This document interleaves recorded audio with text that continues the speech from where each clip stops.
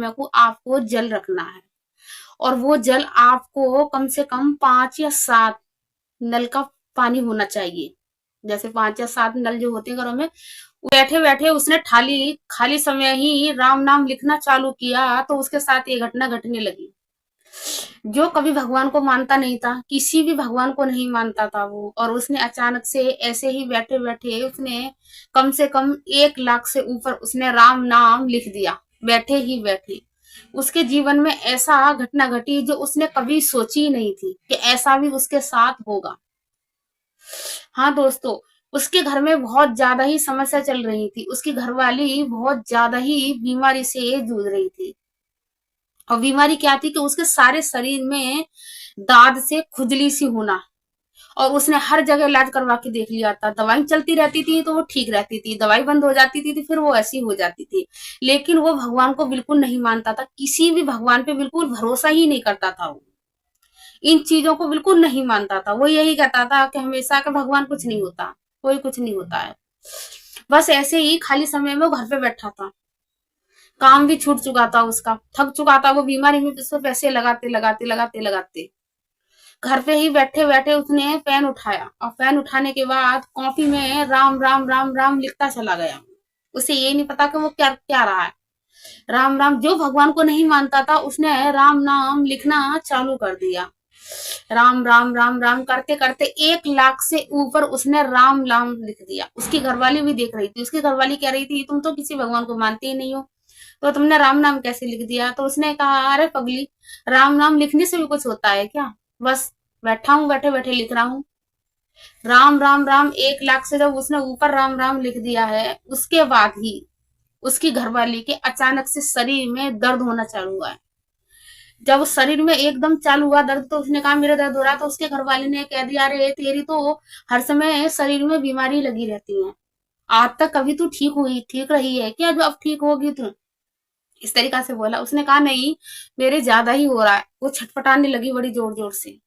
उसके बाद उसकी सास ने कहा अरे पगले, इसे डॉक्टर के जाके दिखा ले, इसे इसकी ज्यादा ही हालत खराब हो रही है। वो किलसते हुए उसने कॉपी को पेन को वहीं रख दिया जहां वो कुर्सी पर बैठ कर लिख रहा था, और किलसते हुए झिंझाते हुए उसे अपनी घरवाली को लेके डॉक्टर के पहुंचा।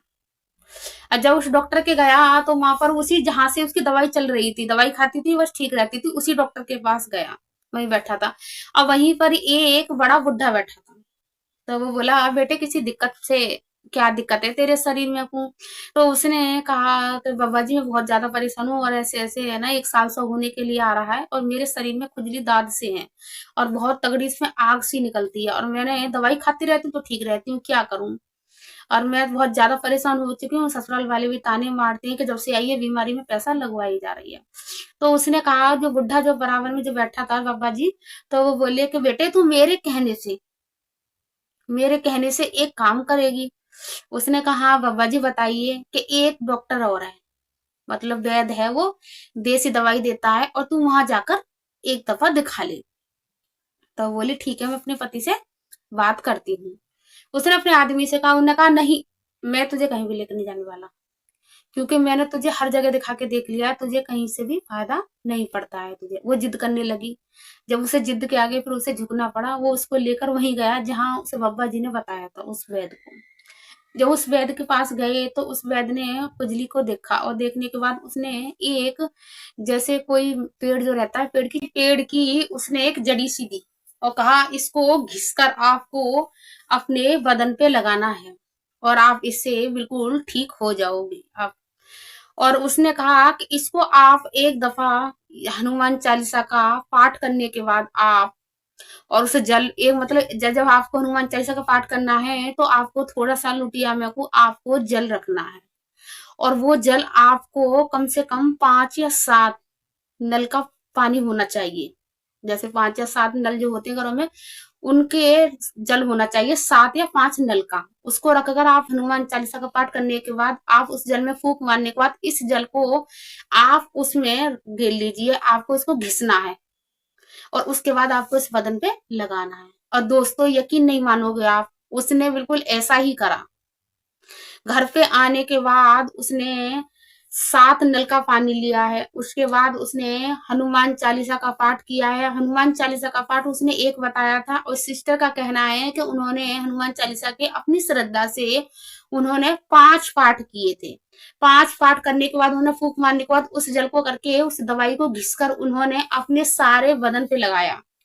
और दोस्तों 8 दिन नहीं हुए, 8वें दिन तो उनके मतलब सारे बदन की खुजली बिल्कुल गायब हो गई। जो इतने बड़े बड़े डॉक्टरों की दवाई खा ली उनको बिल्कुल ही फायदा नहीं पड़ा दोस्तों। जब जाके उसकी आंख खुली थी कि काश ना तो आप राम नाम उस दिन लिखते और ना हमारी राम जी हनुमान जी हमारी मदद करते। उन्होंने देखिए कितना बड़ा चमत्कार किया। उसके पति ने उस कागज को उठाकर राम नाम के वाले को और उस कागज का फोटो लेकर उसने मढ़वा लिया।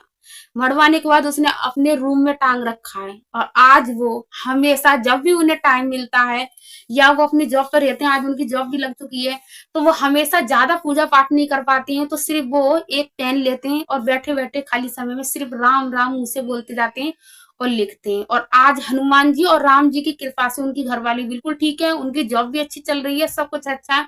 और सबसे बड़ी बात आज वो भगवान को मानने लगे हैं, भगवान पे उनका विश्वास है, क्योंकि वो भगवान को बिल्कुल नहीं मानते थे। तो अगर आप भी इस समस्या से जूझ रहे हैं तो आप राम नाम लिखना चालू कर दीजिए। भगवान किसी ना किसी रूप में आकर आपको रास्ता दिखाकर जाएंगे और आपको उस कठिन रास्ते पे बाहर निकालेंगे, आपको मुसीबत से, जिस मुसीबत से आप जूझ रहे हैं। तो बिल्कुल भी देर ना करें, इधर उधर बिल्कुल भी ना भटकें, भगवान पे भरोसा रखिए और राम नाम लिखिए और हनुमान चालीसा का पाठ कीजिए, सब कुछ ठीक होता हुआ चला जाएगा। यकीन नहीं है ना और आपने सब कुछ करके देख लिया है तो मेरे कहने से आप इसको और करके देख लीजिए। आप कुछ ज्यादा कुछ करना है, पेन लेना है, कॉपी लेनी है, राम राम राम राम या सीताराम सीताराम सीताराम भी बोलते जाइए और लिखते हुए जाइए। और सब कुछ आपके जितना आप लिखते हुए जाएंगे समझिए उधर भगवान आपके संकटों को काटते हुए जाएंगे। आप इधर लिखोगे उधर आपके संकट पीड़ा आपकी कटती हुई चली जाएगी, आपके रास्ते खुलते हुए चले जाएंगे जो आपके रास्ते बंद कर रखे हैं। और देखिए एक बात और आपसे कहना चाहती हूँ, सबसे बड़ा है विश्वास। किसी भी भगवान पर आप विश्वास कीजिए, उनकी शरण में जाओगे तो विश्वास तो देखो करना ही पड़ेगा। अब ये नहीं है कि आप पूजा पाठ कर रहे हैं, विश्वास है नहीं, आपके धकड़ धकड़ हो रही है तो भगवान आपकी मदद नहीं कर पाएंगे, क्योंकि आप भगवान की परीक्षा नहीं लोगे, भगवान आपकी परीक्षा लेते हैं। ये बात ध्यान रखिए, आपको भगवान की परीक्षा नहीं लेनी है, भगवान को आपकी परीक्षा लेनी है। तो आपको अपनी परीक्षा में बिल्कुल सफल होके दिखाना है। और देखिए कमेंट में जो बाबा का भक्त होगा वही सीताराम जय बाबा की नारा लगाएगा, अर्जी लगाकर आगे बढ़ेगा, और जो बाबा का भक्त नहीं होगा वो सीताराम नहीं लिखेगा। यही से पहचानू, देखते हैं कितने सीताराम के भक्त हैं जो सीताराम का जयकारा लगा के जाएंगे। सभी को सीताराम जय बाबा। जो बाबा के सच्चे भक्त होंगे, संकट मोचन हनुमान बाबा की भक्ति करते होंगे, तो वो बाबा के लिए कमेंट में सीताराम जय बाबा का नारा जरूर लगा के जाएंगे। तो सभी को सीताराम जय बाबा की। संकट मोचन बाबा आपकी सभी कार्यों को पूरा करें और आपके घर पे जाकर पहरा लगाएं और आपके सारे संकटों का निवारण जल्दी से जल्दी हो।